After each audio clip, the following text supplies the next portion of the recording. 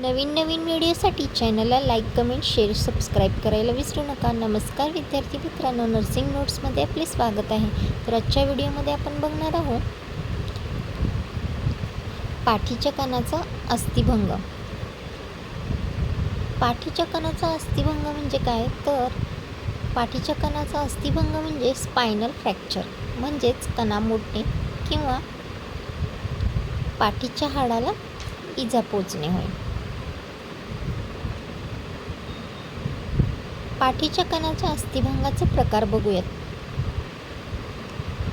Compression fracture, यामध्ये हाड जास्त दाबामुळे चपटं किंवा आकुंचन पावतं. बहुतेकदा ऑस्टिओपोरोसिसमुळे हे असं होतं. डिसलोकेशन, यामध्ये पाठीच्या कणाचे मणके आपल्या जागेवरून सरकते.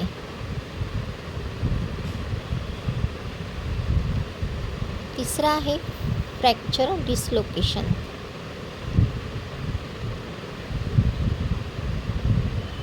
यामध्ये हाडं फुटते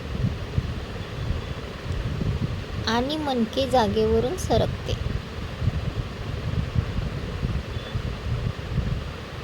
याची कारणे बघूयात.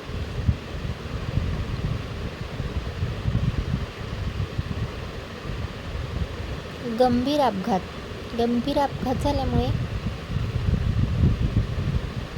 त्यामध्ये असतील रस्ते अपघात किंवा उंचावरून खाली पडणे. दुसरं कारण आहे ऑस्टिओपोरोसिस म्हणजेच वयोमानानुसार हाडे कमकुवत झाल्यामुळे किरकोळ धक्क्यानेही फ्रॅक्चर होऊ शकते. तिसरं कारण आहे कॅन्सर किंवा ट्यूमर. पाठीच्या कण्यात गाठ असल्यास हाडे कमकुवत होतात.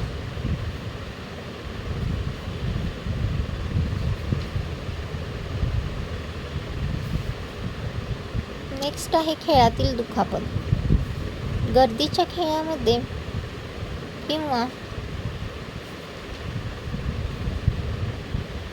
चुकीच्या पद्धतीने पडल्यामुळे याची लक्षणे बघूयात. गंभीर तीव्र वेदना होतात.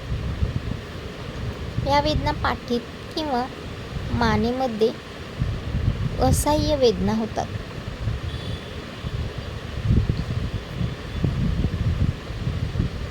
हालचाल करताना वेदना वाढतात.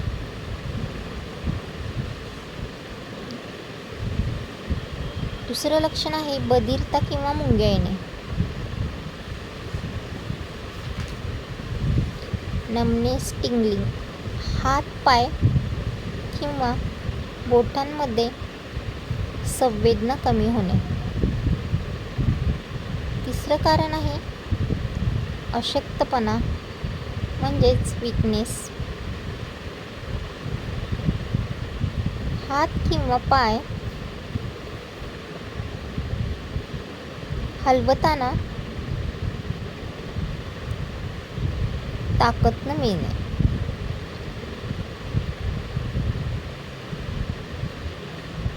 पॅरालिसिस, गंभीर दुखापत असल्यास हातापायाची हालचाल पूर्णपणे बंद होणे. मूत्रपिंड किंवा आतड्यावरील नियंत्रण सुटणे. लघवी किंवा मल विसर्जनावर नियंत्रण न राहणे.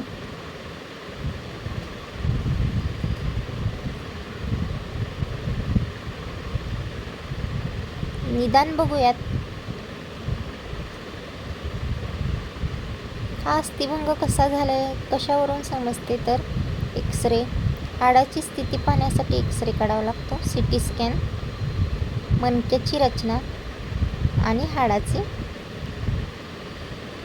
तुकडे सविस्तर पाहण्यासाठी. त्यानंतर MRI,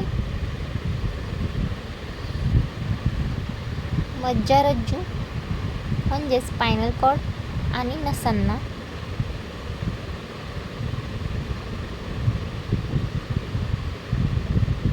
झालेली दुखापत तपासण्यासाठी.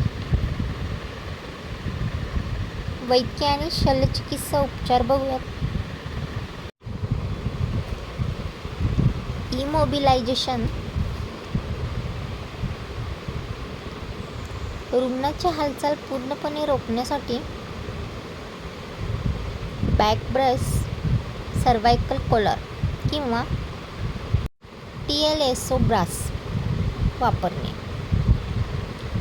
त्यानंतर औषधोपचार, वेदनाशामक म्हणजे ॲनाल्जेसिक आणि मज्जारज्जूची सूज कमी करण्यासाठी कॉर्टिकोस्टेरॉइड्स दिले जातात. शस्त्रक्रिया बघूयात.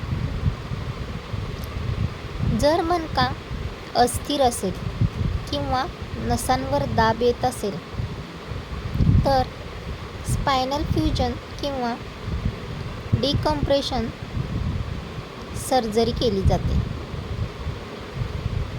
नर्सिंग केअर आणि व्यवस्थापन कसे कराल तर तात्काळ काळजी घेणे. यामध्ये बघा, लॉंग रोलिंग मेथड म्हणजे रुग्णाची कूस बदलताना पाठीचा कणा सरळ रेषेत राहील याची काळजी घेणे. यासाठी लॉंग रोलिंग पद्धतीचा वापर करावा लागतो किंवा वापर करावा. कमीत कमी 3 नर्सची यासाठी आवश्यकता असते. एअरवे असेसमेंट, जर दुखापत मानेच्या भागात सर्व्हायकल स्पाईनमध्ये असेल तर श्वसनास त्रास होऊ शकतो. श्वसनसंस्थेवर बारीक लक्ष ठेवावे. न्यूरोलॉजिकल असेसमेंट बुक, रुग्णाच्या हातापायाची हालचाल, संवेदना म्हणजे सेन्सेशन आणि ताकद वेळोवेळी तपासावी. मज्जारज्जूला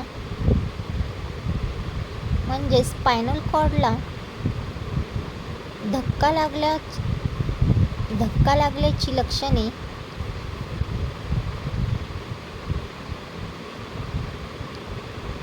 तपासणे. त्वचा आणि हालचाल,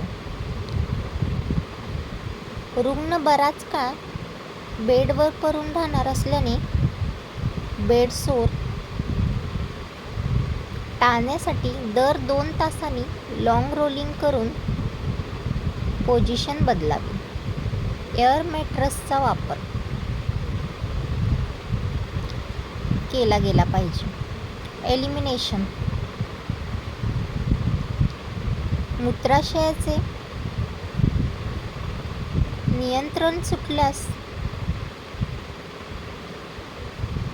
डॉक्टरांच्या सल्ल्याने पॉलिश कॅथेटरायझेशन करावे. बद्धकोष्ठता म्हणजेच कॉन्स्टिपेशनचा त्रास टाळण्यासाठी फायबरयुक्त आहार आणि भरपूर पाणी पिण्यास सांगावे किंवा द्यावे.